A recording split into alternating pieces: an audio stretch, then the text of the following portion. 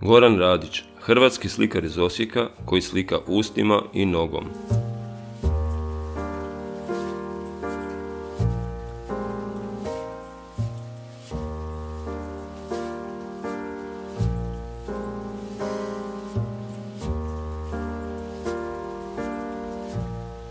Rođen sam 1974. godine u Bjelovaru, kao 100% invalid, rođen bez ruku.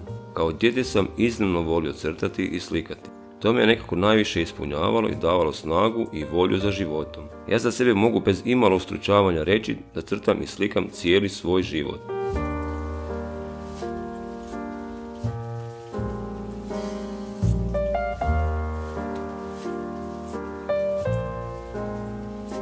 2000. godine sam odlučio otići u novi slikarski smjer. Razdoblje ništa. Ništa je prije svega figurativno slikarstvo slikano u tehnikama ulja i akrila na platnu.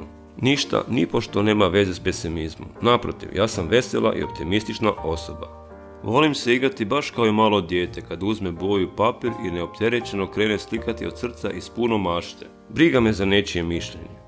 Svatko je jedinstven i na svoj način doživljava ovaj svijet.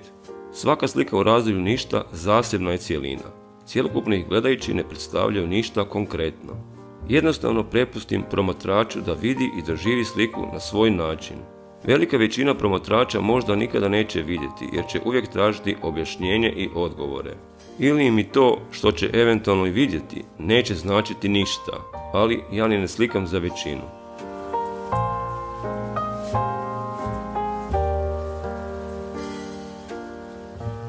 Često sam znao reći da mi nije važno kako slikam, nego ono što slikam. Međutim, kako starim, tako vidim da to baš i nije istina. Naravno, i dalje držim da je najvažnije ono što slikam, ali u mom slučaju jednako je važan i način na koji slikam, jer kako starim to mi je napornije, pa stoga to i više cijenim. Pogotovo jer to činim na dva načina, ustima i nogom.